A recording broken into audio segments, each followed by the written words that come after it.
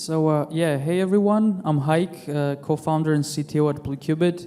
I'll be talking today about some of our work we did with HRI, Honda Research Institute. It's a pretty simple story that I'll be telling today. The story is about how we run some large circuits to do some useful things and what insights we got from all those experiments. The useful things mentioned here are problems and tasks related to image processing. And one second. Yes. So the image processing problem that we worked on with Honda is basically a scene classification problem. We work with this HSD dataset, which stands for Honda Scene Dataset, and it's basically 2,500 images, and there are 4 different categories that these images belong to, and the goal is to classify between these different categories, and these 4 classes are day versus snow, and evening versus day, and clear versus snow. And we also tried some classical methods that we benchmarked against our quantum methods that I'll be talking about in detail. So to approach these problems with a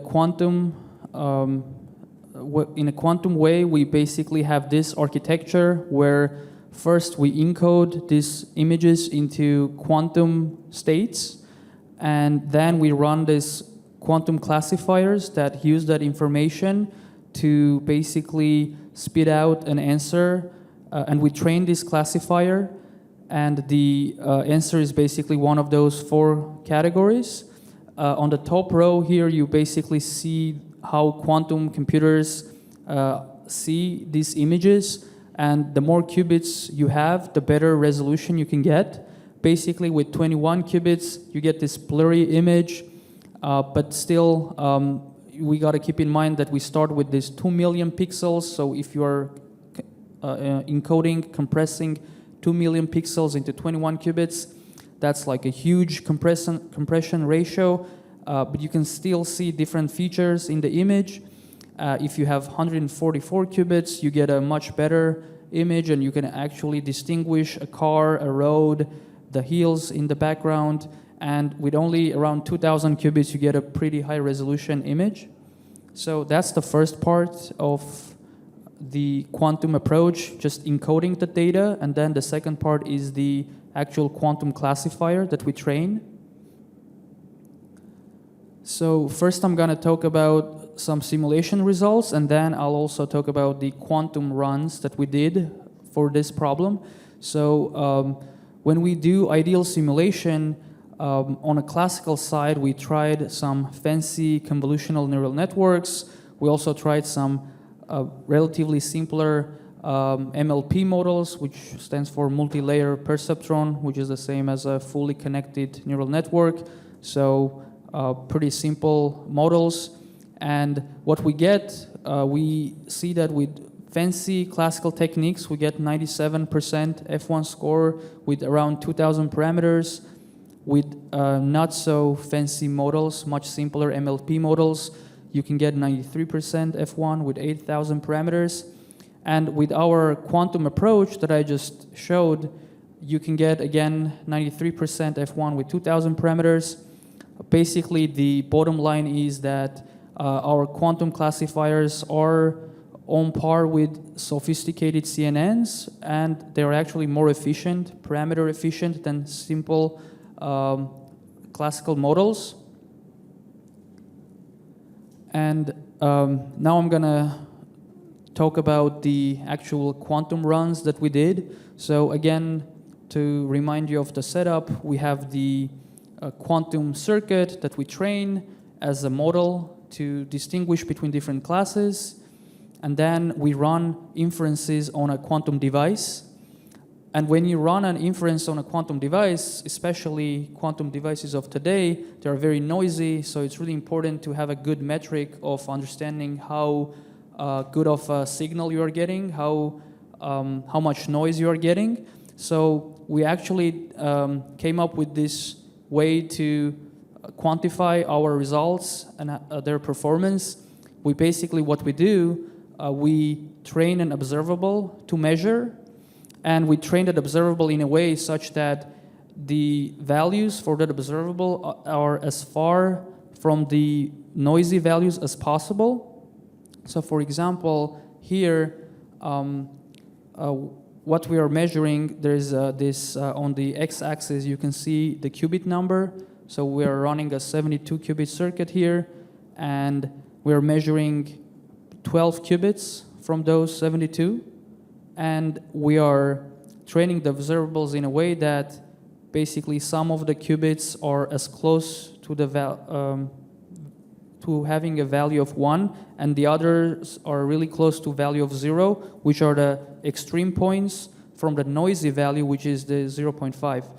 If you don't do this, it's really hard to distinguish between signal and noise, because you might get back a bunch of 0.5s and you still don't know, is that noise or is that just a true value that happens to be 0.5? So when you do this trick, now you have a good way of quantifying how good your quantum runs are. And here we have 3 examples of 3 circuits that we run on IBM. And as they progressively grow from just 200 2-qubit circuits all the way to 2,000, and you can visually see how the results get worse as you get bigger circuits, as expected.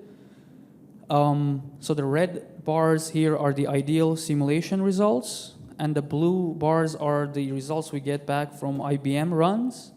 And as you can see, for the smallest circuit with 200 C0 gates, the blue bars are pretty nicely following the red bars.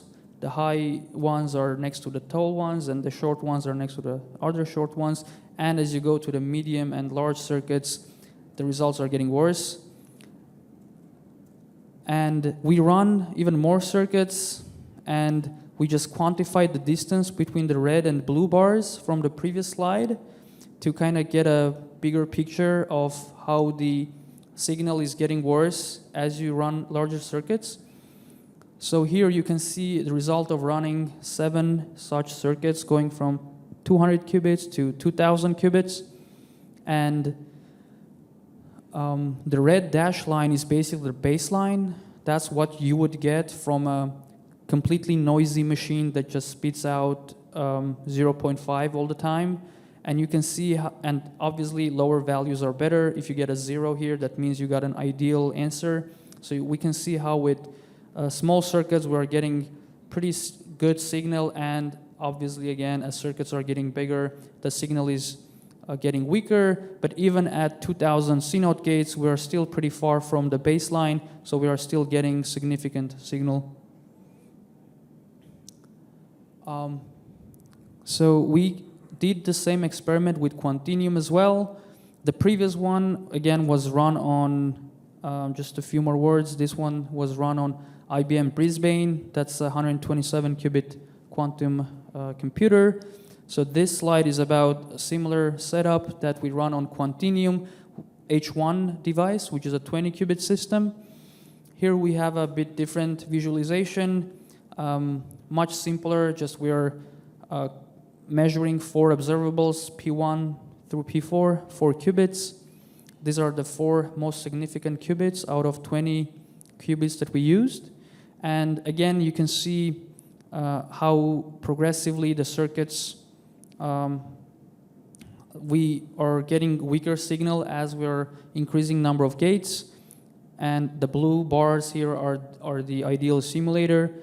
And you can see how the 3 circuits that we run, the small, medium, and large, again, the small circuit is mimicking the ideal results pretty nicely, and the large circuit is getting closer and closer to that all 0.5 value. One thing worth mentioning here is also that with Quantinuum, we have very limited number of shots that adds to the noise and variance of the results. And we run these circuits from 100 to 200 shots. That adds a lot of variance. So when you put those numbers again into single plot, you can also have the red line again is the baseline, the yellow dashed line is the 99th percentile for the 100-shot, fully random, fully noisy machine. And again, this is another way to kind of quantify if you're getting any signal or you're just getting noise out of this machine.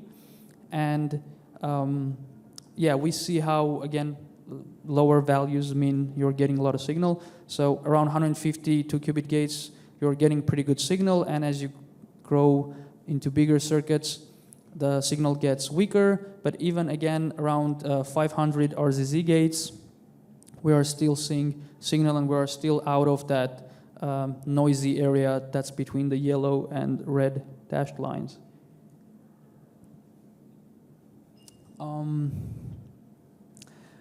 This is the second class of circuits that we run. So everything I showed so far was the data loader part. As I mentioned in the beginning, there's the data loading, and then there's the actual classifier. So these are the circuits that contain both the data loading and classifier. So these are even larger circuits.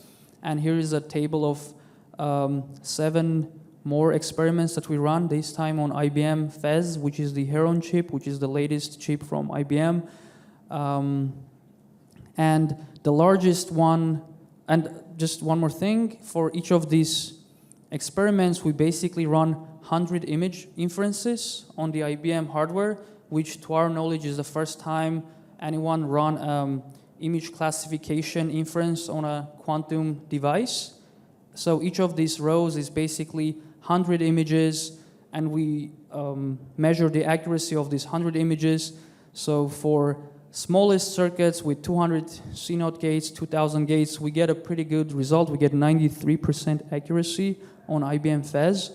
And for the largest ones with 3,000 CNOT gates and 18,000 total gates, we get a 68% accuracy. And again, to compare that to the baseline, again, we have the red line, which is the random guess, and yellow dashed line, which is the 99th percentile for 100 runs. We are still, again, above that region between the error noisy area, so we are still getting signal at 3,000 CNOT gates. Same thing on Quantinuum, this time Quantinuum H2 device. It's a 56-qubit device. Again, different types of inferences, and pretty much the same story.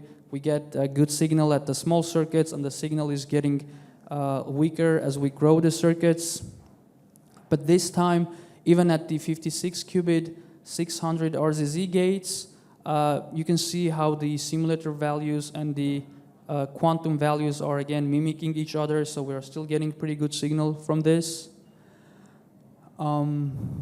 Yeah, quick summary of all this out of these runs that we got is that on Quantinuum H2, we are getting pretty resilient signal all the way up until 700 2-qubit gates, 1,500 total gates. On IBM Fez, we are getting detectable signal with 3,000 2-qubit gates, and we're still getting 85% accuracy on these classifiers with 2,000 CNOT gates and 12,000 total gates. So all of these numbers basically help us believe that there is a lot of useful things that are within reach for these quantum devices of today. And yeah, we're looking forward to running even more applications on these devices. And if any of this sounds interesting, here's my LinkedIn. Please, let's connect. If you have any questions, let me know. Always happy to talk about these applications and our experiments.